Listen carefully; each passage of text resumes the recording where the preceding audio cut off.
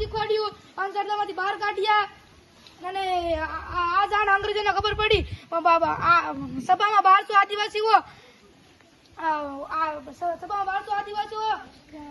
Firing કરવામાં આવ્યું.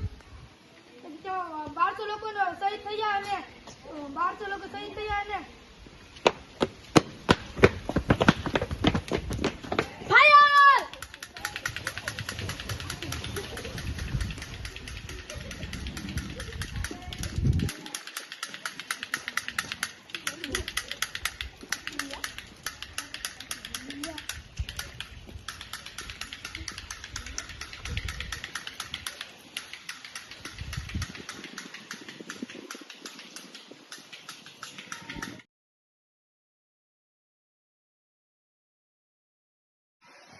March 1930 હું અને મારો સાથીદાર દરિયાઈ કિનારાની મીઠાની માંગ કરીશ.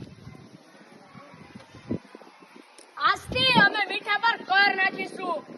મીઠા પર કર ન હોવો જોઈએ, તે પાપ છે અને આ મીઠું બધા જ લોકો માટે જરૂરિયાત છે અને આ મીઠું પ્રકૃતિ આપે છે. અમે તો મીઠાનો કર ઉઘરાવીશું અને તમારે આપવો જ પડશે. અમે નહીં આપીએ કારણ કે એ પ્રકૃતિ આપે છે. અને હું અને ગાંધી બાપુ રેલી કાઢીએ છીએ. હું મીઠાનો કાયદો તોડું છું. મારા મીઠા પર કર હોવો જ ન જોઈએ. મીઠા પર કર હોય તો અમે સરકાર દ્વારા કરીશું.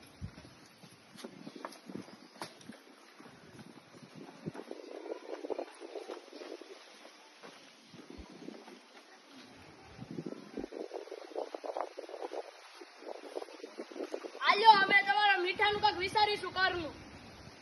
તમે વિચારજો અને મીઠા પર કર હોવો જ ન જોઈએ. પછી વિચાર્યું જાય. Thank you. હું આજે ખેડા સત્યાગ્રહ વિશે નાટક કરું છું. ખેડા સત્યાગ્રહ ઈસવીસન 1917 ના રોજ થયું હતું.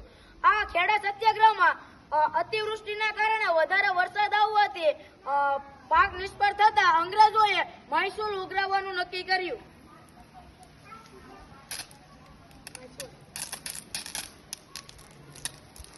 ઈ તમારો પ્રશ્ન છે. મહેસૂલ આ અતિવૃષ્ટિ પડે ઈ અમારો પ્રશ્ન નથી. અતિવૃષ્ટિ પડે તો તમારે અંગ્રેજ સરકારને મહેસૂલ તો આપવું જ પડશે. મહેસૂલ લાવો. મહેસૂલ.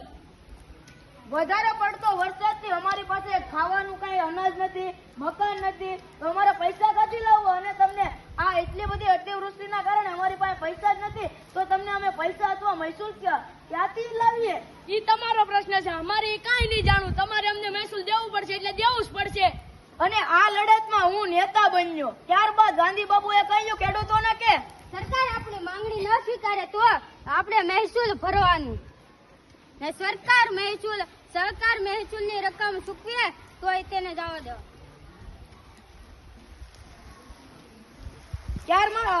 ત્યારબાદ મોહનલાલ પંડ્યાએ ગાંધી બાપુની સલાહ હતી ખેતરમાં ડુંગળીનો બધો જ પાક ઉખાડી લાવ્યા. ત્યારબાદ ગાંધી બાપુએ મોહનલાલ પંડ્યાને 15 દિવસ જેલની સજા થઈ. મોહનલાલ પંડ્યા છૂટ્યા પછી તેને ધૂમધામથી સ્વાગત કરવામાં આવ્યું અને તેને ગાંધીજીએ તેને ડુંગળીશ્વરનું બિરુદ આપ્યું. અસ્તુ.